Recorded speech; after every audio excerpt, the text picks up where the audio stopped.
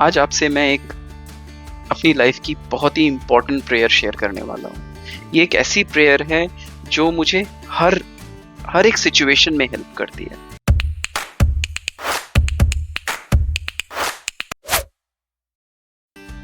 तो उसको आज मैं आपसे डिस्कस करूँगा और आपको उसकी पर्सपेक्टिव समझाने की कोशिश करूँगा। तो शुरू करते हैं। तो मैं इसको रीड करके ही आपको पहले बताना चाहता हूँ कि ये प्रेयर एक्चुअल में क्या है और फिर उसको हम लोग एक एक पॉइंट से डिस्कस करेंगे। तो पहला है the prayer is how it goes is God grant me the serenity to accept the things I can not change, courage to change the things I can, and wisdom to know the difference.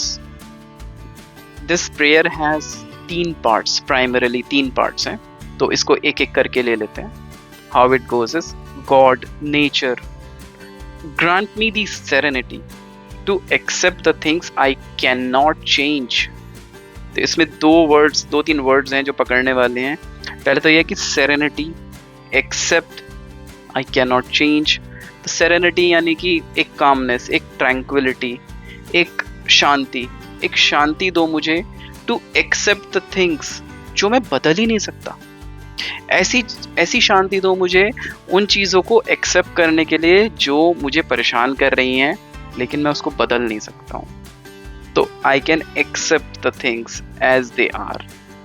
The second thing is courage, मुझे ऐसी शक्ति दो to change the things I can, यानी कि ऐसा करेज दो कि मैं वो चीजें तो कर पाऊं जो कि मेरे अपने विल पावर में है, जो कि मैं कर सकता हूं, वो तो मैं कर पाऊं। क्योंकि क्या होता है कि हम जनरली उन चीजों के लिए परेशान रहते हैं जो हम बदल नहीं सकते हैं, और हम वो चीज़ें करते नहीं हैं इसी चक्कर में, क्योंकि हमारी एनर्जी निकल जाती है, हमारा सोचने का तरीका निकल जाता है। तो हम सेकंड पॉइंट पे आते ही नहीं है। हम यही नहीं सोचते कि मेरे वश में क्या है, क्या मैं कर सकता हूँ, उस चीज़ पे आते ही नहीं है। And the third thing is wisdom to know the difference. Wisdom यानी कि एक आपकी एक समझ, आपको वो उस सिचुएशन में ये चीज़ समझ आ जाए कि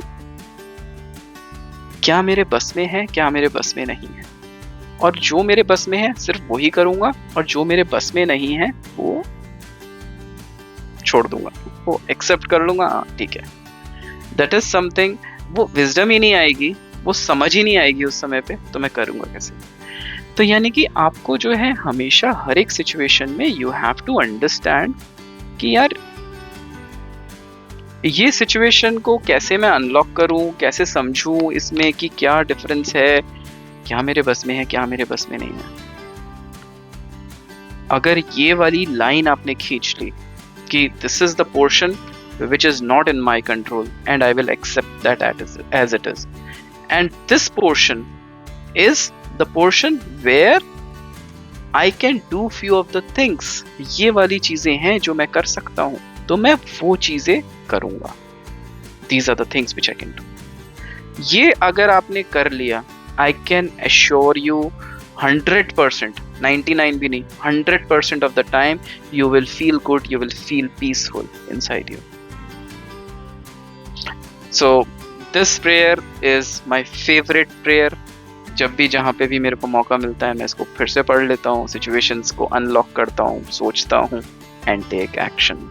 एक्शन के बिना तो कुछ होता नहीं है, और अननेसेसरी वरी का कोई फायदा है नहीं। ठीक है, with these thoughts I have a request to make, and which is that you have been watching my videos regularly.